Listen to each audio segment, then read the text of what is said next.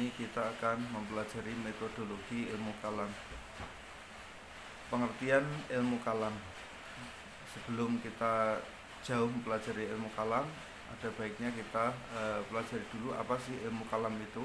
Ilmu kalam atau ilmu teologi menurut pengertian secara harfiah yaitu berasal dari kata theo yang artinya Tuhan dan logi yang artinya ilmu. Sedangkan menurut pengertian secara global yaitu ilmu membahas tentang masalah ketuhanan serta berbagai masalah yang berkaitan dengannya berdasarkan dalil-dalil yang meyakinkan. Pengertian ilmu kalam menurut Ibnu Khaldun, ilmu kalam adalah ilmu yang berisi alasan-alasan yang mempertahankan kepercayaan-kepercayaan iman dengan menggunakan dalil-dalil pikiran dan berisi bantahan terhadap orang-orang yang menyeleweng dari kepercayaan-kepercayaan aliran golongan salaf dan ahli sunnah. Sejarah munculnya ilmu kalam, kalau di masa Nabi Muhammad SAW, umat Islam belum mengenal namanya teologi karena sumber penyelesaian segala permasalahan masih di tangan Nabi. Kalau ada masalah tinggal tanyakan kepada Nabi, maka urusan beres. Namun setelah wafatnya Nabi barulah mulai muncul sedikit permasalahan yang penyelesaiannya agak rumit. Persoalan pertama itu adalah masalah siapa yang akan menggantikan Nabi. Namun persoalan ini masih bisa diselesaikan dengan terpilihnya Sayyidina Abu Bakar menjadi khalifah yang pertama. Persoalan yang benar-benar meresahkan umat Islam setelah wafatnya khalifah yang ketiga, Sayyidina Utsman bin Affan, kemudian dilanjutkan oleh Sayyidina Ali bin Abi Thalib. Di mana pemerintahan di kala itu sangat kacau balau, bahkan terjadi di antara umat Islam itu sendiri, yaitu perang Jamal antara Sayyidah Aisyah binti Abu Bakar dengan Sayyidina Ali bin Abi Thalib. Perang selanjutnya dikenal dengan nama Perang Siffin, terjadi pada abad ke-7 Masehi antara Sayyidina Ali bin Abi Thalib dengan sahabat Muawiyah bin Abi Sufyan. Jadi antara umat Islam sendiri waktu itu berperang ya. Disinilah awal perpecahan umat Islam yang benar-benar tampak.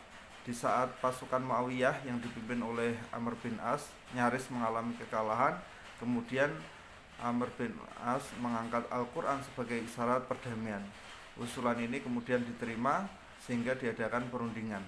Hasilnya Sayyidina Ali diturunkan dari jabatannya dan Muawiyah diangkat menjadi khalifah. Dari kelompok Ali tidak sepenuhnya mengikuti keputusan sang khalifah yang tetap setia kepada Sayyidina Ali, kemudian disebut kaum Syiah, dan yang tidak sepakat dengan tahkim tersebut disebut Khawarij. Khawarij dianggap sebagai kelompok politik pertama yang kemudian memunculkan persoalan teologi, yakni tuduhan siapa yang kafir di kalangan kaum muslimin.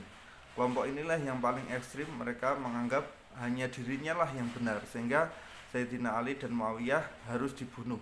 Dan hal itu terwujud pada Sayyidina Ali, namun kepada sahabat Muawiyah tidak berhasil, sehingga sahabat Muawiyah tetap menjadi khalifah.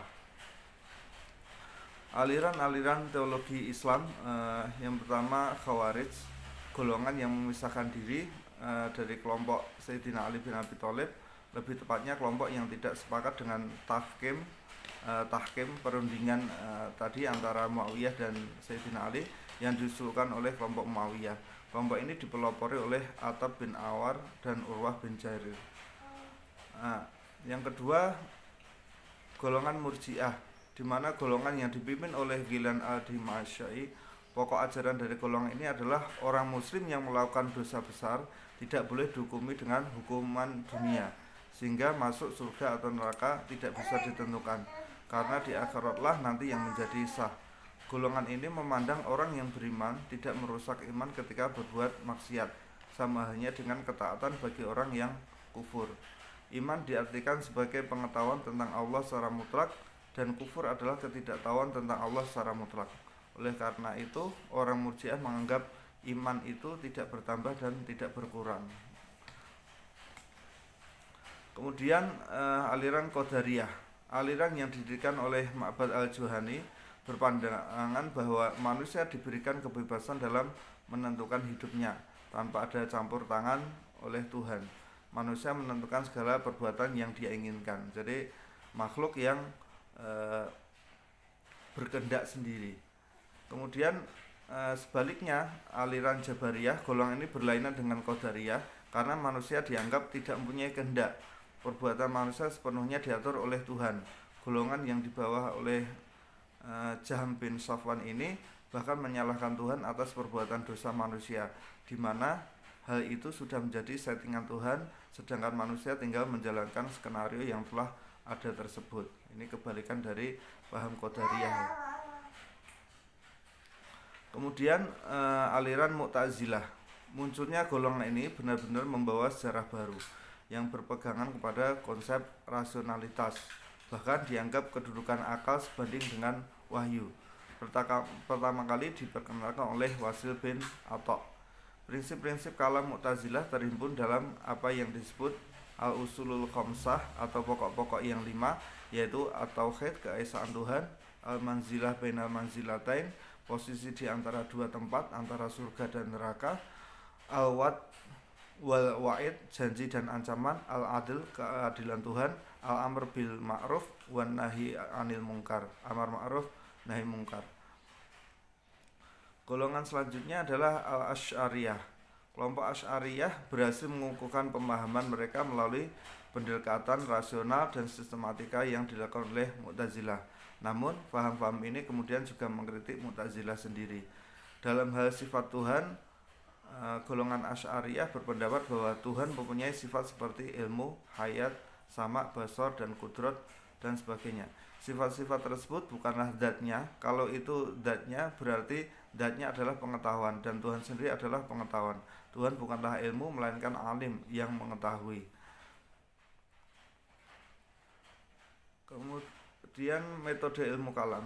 Metode ilmu kalam dari uraian pemikiran kalam di atas, setidaknya kita dapat menunjukkan bahwa pembicaraan kalam itu biasa menyangkut hal-hal berikut.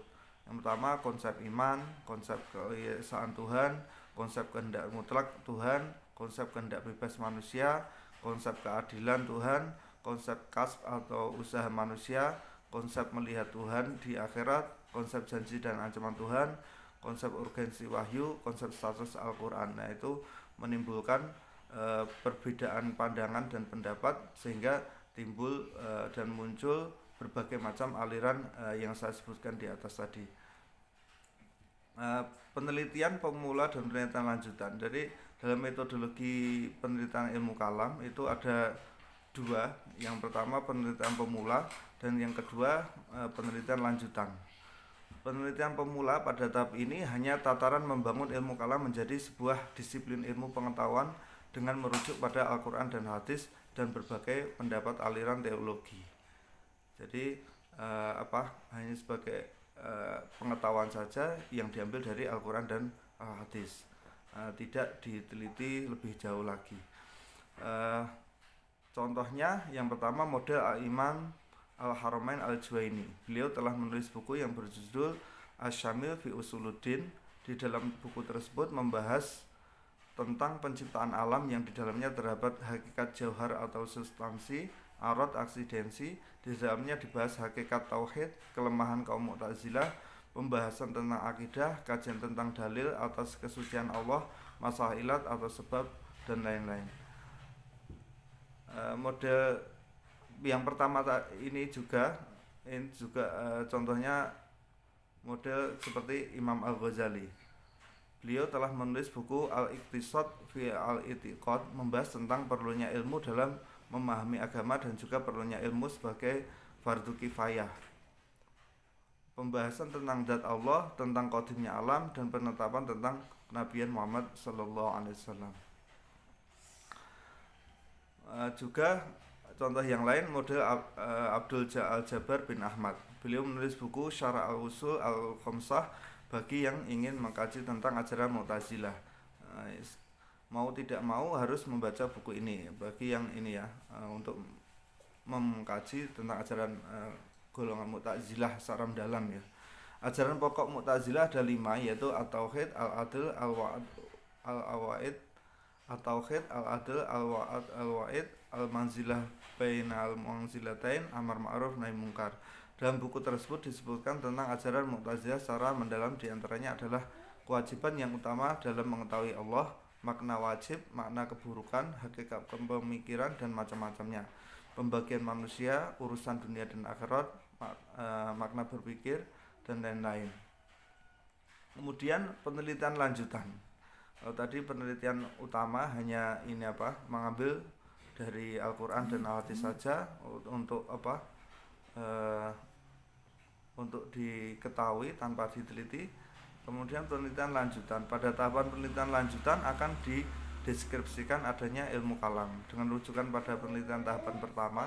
Jadi penelitian lanjutan ini rujukannya juga model yang pertama tadi, penelitian pemula tadi, penelitian tahapan pertama. Para peneliti mencoba mendeskripsikan dan menganalisis, juga mengklasifikasi dan mengeneralisasi. Misalnya model Abu Zahra, beliau telah menulis buku yang berjudul Tarikh Al-Mazahib Al-Islamiyah fi Asiyasah wal Aqaid, yang bahas tentang objek-objek yang dijadikan pangkal pertentangan oleh berbagai aliran dalam bidang politik yang berdampak pada masalah teologi, dan membahas aliran dalam mazhab Syiah, Khawarij dengan berbagai sektenya. Kemudian model kedua, model Ali Mustafa Al-Ghurabi. Beliau telah menulis buku yang berjudul Tarikh Al-Firaq Al-Islamiyah wa Nasya'atu Ilmu Al-Kalam Indal Muslimin, yang membahas perkembangan ilmu kalam, keadaan akidah pada zaman Nabi, Khulafa Rasyidin, dan dilanjutkan pembahasan mengenai aliran Mu'tazilah lengkap dengan tokoh-tokoh yang dan pemikir teologinya.